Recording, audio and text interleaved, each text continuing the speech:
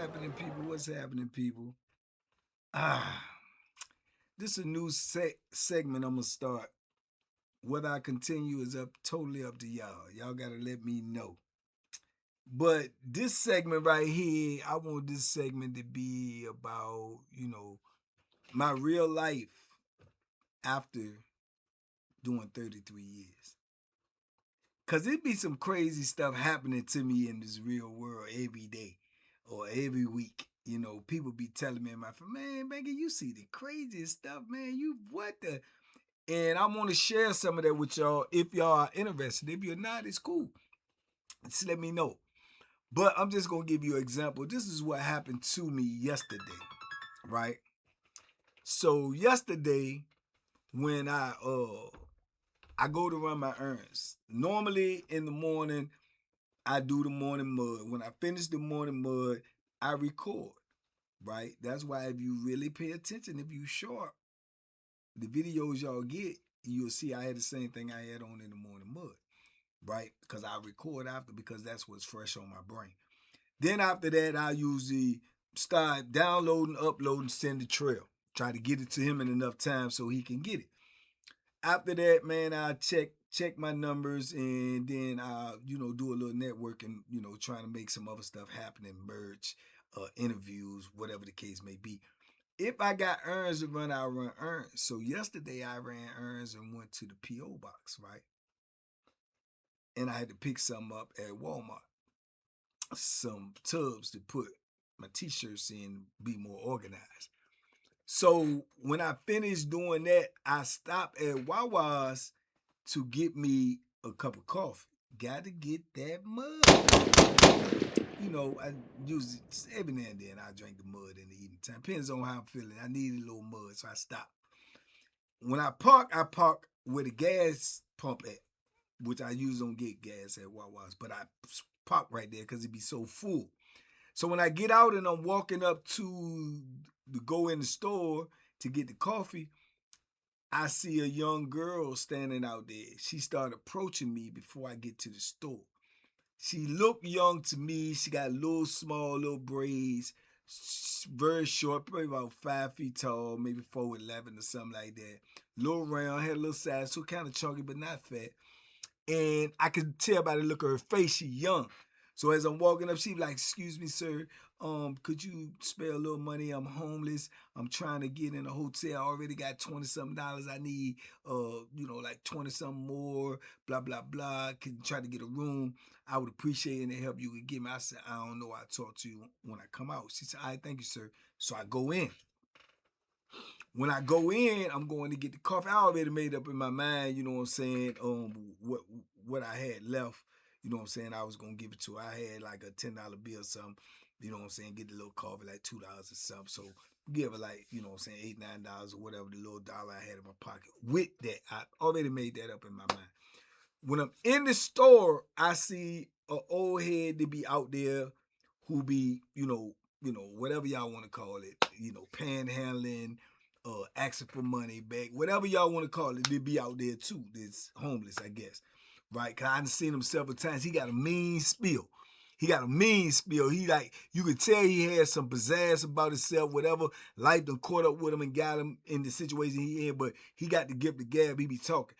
Cause I done came out of Walmart, I done came out of 7-Eleven, Wawa's, and he done been out in front of all of them, and he hit you with the spiel like, "Oh yeah, anything will help, anything, man. I mean, I take some pennies, I take some coins, I take dollar bills, I take big bills if you can have them. I take a job if you got a job, I take that."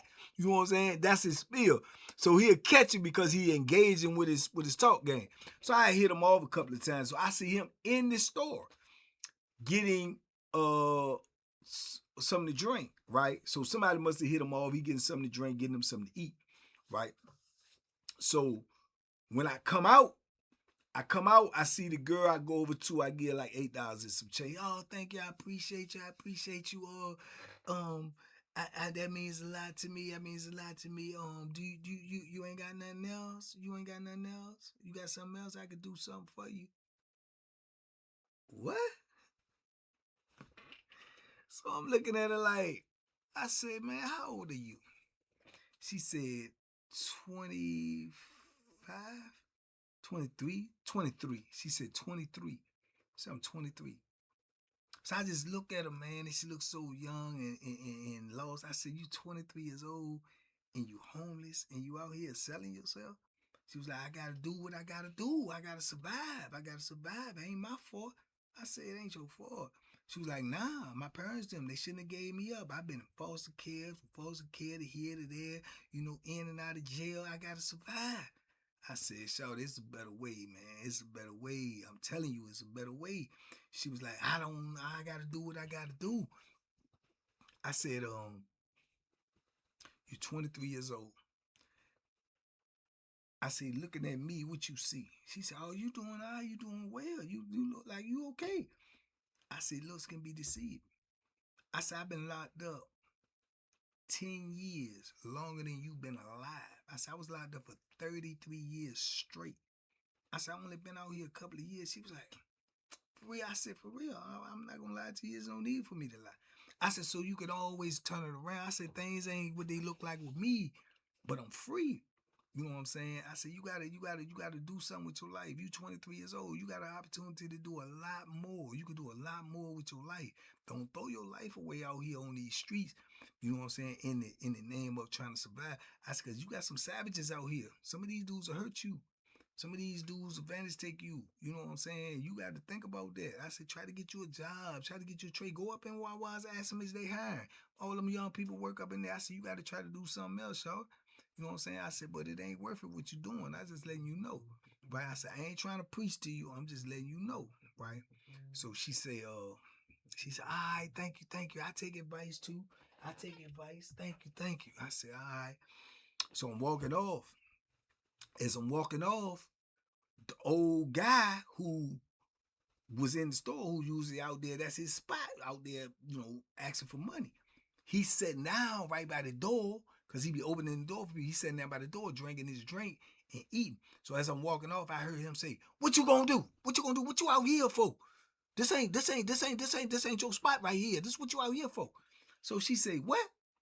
So I turned around and I looked. She said, what? She said, man, don't tell me where to go. She said, you need to go somewhere.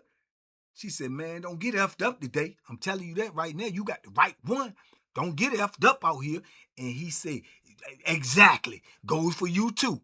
Goes for you too. So I'm like, oh, Lord, they out here fighting over position of who gonna be out here asking people coming in and out of the store for money. But she a female, a young female at that. He a grown older man. He look older than me. He might, I don't know. He look older than me. He look like he in the late 60s. So I'm like, man, I hope he don't get up and try to fight that girl. But she act like she was like with the ish. You know what I'm saying? But I don't see no dude fight no girl. I can't see that. You know what I'm saying? So I'm walking to my car. I get to my car. I turn around, get in my car. I'm facing the store. I can see them. So I can see them still bickering. And I roll my window down as I close my door. I can hear, but I can't hear. So I'm always aware of my surroundings, right? So I look to the left of me is a dude sitting in the truck. It's a big greasy bama. Knotty beard, kind of heavy set, you know what I'm saying? It look like he unkept, right? He's sitting in his truck, but he watching them too. So the first thing came to my mind being that I'm always a paranoid thinker. Do I say, man, is he out here watching her? Is they running a play? Is he with her or whatever? That's what I thought, because the way he was looking so intently, because I'm looking and looking. You know what I'm saying? So boom, and I see him cut his eye at me and cut back. So kind of strange. So I ain't pay attention. So I'm just listening as I'm drinking my coffee. I start my car. I'm getting ready to leave, but I just want to make sure dude ain't try to jump on the girl or nothing like that, right? So as I do that, and I sit down, I look at my phone and check my phone. I look back up, he gone. I look up, I heard they going back and forth, but not as much, right? So as I'm getting ready to put the car in the gear to go, I see the big Bama walking from behind the store, coming up on the side, walk up to her, lean over to her, hand her some, whisper to her, and go walk back around. And she started walking back and following him. And they left, went out of sight. Now, in my mind, that Bama was watching her because he seen me talking to her. He didn't know what I was talking to her about. He waited for me to leave. He might have seen her arguing. But all the time, he was out there trying to purchase what she was selling. And he came and went and parked on the backside so when nobody see him, he walked back around the front, gave her money, propositioned her, and she went on with him. I just thought about all of that in my head. I was like, man, that's just crazy. You know what I'm saying? Got in the car, came on home, man. But that I see stuff like that and some more and crazier, way crazier stuff on a day-to-day basis when I do move around out here. But man, it's just wild, man. And me just processing that, man. It's just like life is crazy out here to me as it was in the penitentiary, just in a different way. You know what I'm saying? Just to see that, man. You know what I'm saying? 23-year-old girl homeless. You know what I'm saying? Even though I grew up in the city, I used to see little young girls go out there on 14th Street and, do what they do or whatever. But they had a home. They usually was at home, you know what I'm saying, that I knew of. Because I knew a girl in my neighborhood that used to be out there. But that's just crazy to me, man. Life be wilding out here, man. And yeah, man. I just don't know. I be just thinking about stuff like that, man, when I see that. It just stayed on my mind. So just wanted to share that with y'all, man. But that's just like a day in the life out here, man, after 33 years for me. And I won't go on out of the house for probably about 2.5 hours, man. And all that transpired, man. Crazy talk, man. I seen people laying on the side of the street. I seen people standing on every corner with a cardboard up, asking for money. Young, old, white, black, Hispanic. And just traveling in a couple of miles away from the house. So, it's wild, man. I know life be lifing out here, man. But I will say this, and I stand by this all the time, man. It's better out here than in there, man. It's better out here than in there, man. But, prayers up for her, man. Hope she get her life together, man. Hope something changed for her. Prayers up for old head out there. Hope he find a job or whatever it is he looking for, too. But, hey, man. Y'all tell me what y'all think, man. If y'all want some more of this, let me know, man. Because, like I say, I see stuff every day, man. Or experience something new every day from being gone for so long. Everything out here is new to me, man. Everything. It's just new. It's just life. After 33 years in prison, man. Talk to me. I talk back. We out.